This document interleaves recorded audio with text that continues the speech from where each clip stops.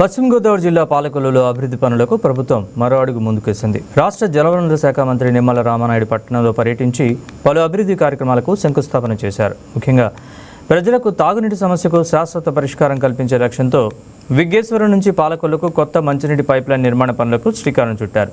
గతంలో పట్టణంలో తాగునీటి సమస్య తీవ్రంగా ఉండేదని, పాత పైప్లైన్ స్థానంలో ఆధునిక సదుపాయాలతో కొత్త పైప్లైన్ ఏర్పాటు చేస్తున్నామని మంత్రి తెలిపారు. అలాగే పట్టణాన్ని పరిశుభ్రంగా ఉంచేందుకు చెత్త సేకరణ, తొలగింపు పనులు నిరంతరం చేపడుతున్నామని చెప్పారు.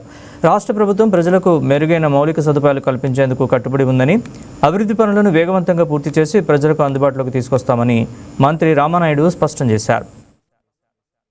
భవిష్యత్తులో మళ్ళీ అట్లా చెత్తను కొండలుగా తయారు చేయకుండా, మళ్ళీ పొగలు, దుర్వాసనలతో, దోమలతో బాధలు లేకుండా ఉండాలనే ఉద్దేశంతో శాశ్వత పరిష్కారం కోసమే ఈ యొక్క వేస్ట్ మేనేజ్మెంట్ ప్లాంట్ను కూడా ఈరోజు తడి పొడి చెత్త కార్యక్రమాన్ని 5,08,00,000 రూపాయలతోటి ఈరోజు నిధులు మంజూరు చేసి ఆ ప్లాంట్కి ఈరోజు శంకుస్థాపన చేసుకున్నాం.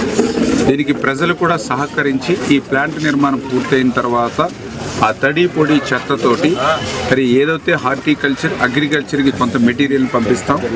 అదేవిధంగా వ్యర్థ పదార్థాలు, ప్లాస్టిక్ ఇటువంటి ఏవైతే ఉంటాయో అవి రీసైక్లింగ్కి, అదేవిధంగా కొంత జిందాలు ఇటువంటి ఆల్ట్రాటెక్ సిమెంట్ ఫ్యాక్టరీలకి పంపించి చెత్త నుంచి కూడా సంపద సృష్టించేటువంటి విధంగా రేపు భవిష్యత్తులో ఒక ప్రణాళిక వేసి పాలకొల్లు ఒక చిరకాలమైనటువంటి డిమాండ్ ఆ డంపింగ్ యార్డ్ సమస్యను తీర్చాలనేటువంటిది ఈరోజు 5 కోట్ల శంకుస్థాపన కార్యక్రమంతో నెరవేరుతుందని చెప్పి మీ ద్వారా తెలియజేసుకుంటూ, రెండవది త్రాగునీరు సమస్య.